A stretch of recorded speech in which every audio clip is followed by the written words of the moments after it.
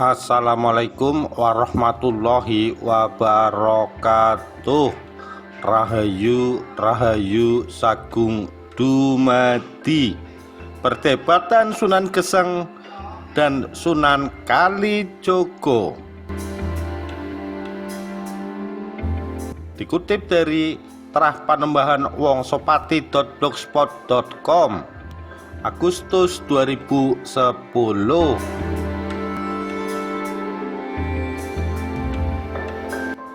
Tidak ada yang tahu persis kapan tanaman jati kluwih mulai tumbuh. Hanya saja pohon jati kluwih ini menurut sumber setempat telah ada sejak zaman Sunan Kalijogo bertemu dengan Sunan Geseng atau Ki Cakrajaya. Tidak diketahui juga apakah Sunan Kalijogo di sini merupakan Sunan Adilangu 1, 2 ataukah 3. Fenomena pohon jati kluwih ini menurut sumber setempat berasal dari perdebatan antara Sunan Kalijogo dan Sunan Geseng.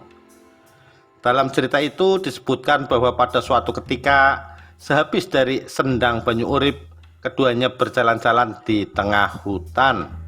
Dalam perjalanan itu mereka terlibat perbincangan mengenai kesejatian dalam hidup. Menurut Sunan Kalijogo, kesejatian hidup merupakan sesuatu yang penting agar manusia dekat dengan penciptanya. Sementara itu Sunan Geseng mengatakan bahwa manusia diberi banyak kelebihan agar bisa mencapai kehidupan yang sejati, hidup yang murni, suci. Dua pendapat yang tampaknya berbeda namun mengandung tujuan dan hasrat yang sama ini akhirnya mengakibatkan mereka juga berdebat tentang sebuah pohon yang tampak di kejauhan. Sunan Kalijogo menebak bahwa pohon tersebut adalah pohon jati, sementara Sunan Geseng menebak bahwa pohon tersebut adalah pohon kluwih. Dari kata-kata jati dan kluwih inilah kemudian muncul fenomena aneh. Pohon yang mereka tunjuk menjadi pohon jati kluwih. Pohon jati bukan, pohon kluwih pun juga bukan. Barangkali fenomena pohon jati kluwih ini bisa menjadi bahan penelitian lebih lanjut bagi rekan-rekan dari kehutanan, pertanian, biologi, dan sebagainya. Fenomena pohon jati kluwih di Desa Jatimulyo, Kecamatan Dlingo, Bantul adalah sebuah pemandangan biasa. Saking biasanya, masyarakat sekitar tidak mampu mengupas arti sebuah jati kluwih dan mempraktekannya secara sederhana dalam kehidupan sehari-hari.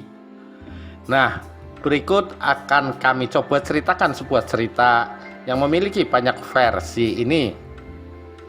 Pada suatu ketika, Sunan Kalijogo sedang bersama Sunan Geseng muridnya di suatu tempat. Saat ini tempat itu berada di Padukuhan Potih, Desa Jatimulyo. Tampaknya mereka sedang asik berdialog, bahkan berdebat mengenai kesejatian hidup.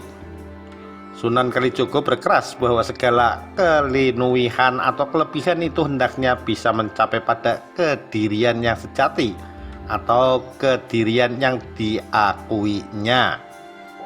Sedangkan Sunan Geseng, sang murid, tidak mau kalah dengan sang guru. Beliau mengatakan bahwa sejatinya manusia itu harus mempunyai kelinuihan atau kelebihan sehingga bisa lebih bermanfaat bagi orang banyak. Tanpa sadar, saking serunya kedua kekasih Allah itu berdebat, kemudian menunjuk sebuah pohon di dekatnya dan Sunan Kalijogo mengatakan ini pohon jati. Sementara itu Sunan Geseng mengatakan ini pohon kluwih. Maka pohon jati yang ada di dekat mereka berubah menjadi pohon jati setengah pohon kluwih. Saat ini panorama tempat ini sudah mulai pudar dan tidak terlihat begitu sakral. Legenda di atas adalah sebuah pesan moral dari nenek moyang dan mengandung ajaran adiluhung. Lantas, manakah yang benar di antara kedua sunan tersebut? Tentu saja keduanya benar adanya. Mari kita bahas pendapat Sunan Kalijogo lebih dahulu. Sunan Kalijogo berpendapat bahwa segala kelebihan atau kelinuihan, baik itu berupa ilmu, harta, pangkat, bahkan kesaktian, hendaknya bisa untuk kendaraan mencapai kesejatian sejati atau kesadaran ilahi. Kesejatian yang sejati adalah diri sejati yang diakui olehnya, bukan oleh sepihak atau beberapa pihak. Kalau kita suka mengakui diri kita secara sepihak bahwa kita benar dan orang lain yang salah, walaupun dengan dalil dari kitab suci sekalipun, maka kesombongan akan bersemayam di dalam hati kita dan jauh dari ridhonya. Iblis akan menguasai hati kita tanpa kita sadari. Ibarat kata, daun yang hanyut di tepi sungai tersangkut batu dan pada akhirnya daun tersebut dipenuhi lumpur dan lama-kelamaan membatu sehingga tidak mungkin sampai pada muara menuju lautan tanpa batas. Maka dari itu segala kelebihan kita hendaknya membuat kita semakin tawadu atau rendah hati seperti padi. Semakin berisi semakin merunduk. Orang yang serba kelebihan tapi tetap rendah hati maka akan mencerminkan kualitas sujudnya. Dalam Islam, saat paling dekat pada Allah adalah pada saat sujud pada sholat. Banyak orang berpendapat bahwa kualitas sujud seseorang dilihat dari tanda hitam di dahinya. Ini memang benar, tapi cuma separuh kadar kebenarannya. Sebab dahi hitam bisa dibuat dengan cara menekan dahi pada karpet atau sajadah dengan kuat atau cara lebih ekstrim disertai menggosok-gosok dahinya pada waktu sujud. Ini malah berbahaya sebab bisa menjadi riya atau pamer. Yang betul adalah kualitas sujud kita harus membekas di hati kita dan tidak harus pada dahi kita. Bekas dari sujud kita di hati adalah sifat tawadu yang disertai perbuatan yang tawadu pula. Perwujudannya adalah perbuatan tanpa pamrih dalam berbuat baik dan sedikit bicara. Sepi ing pamrih, rame ing gawe.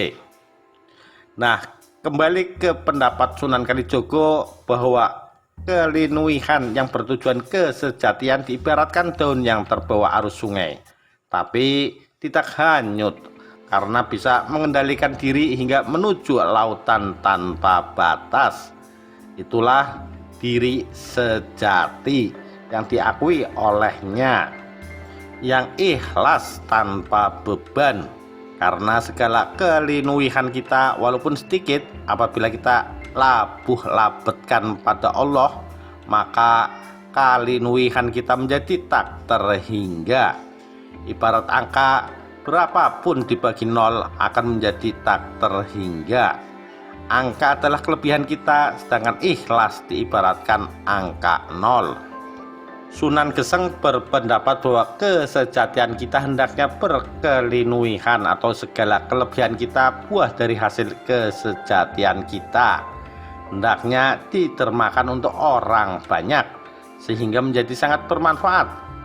Buat apa kita mencapai tingkat spiritualitas tinggi tapi cuma bisa berteori tanpa kerja nyata? Tentu saja mubazir, bukan?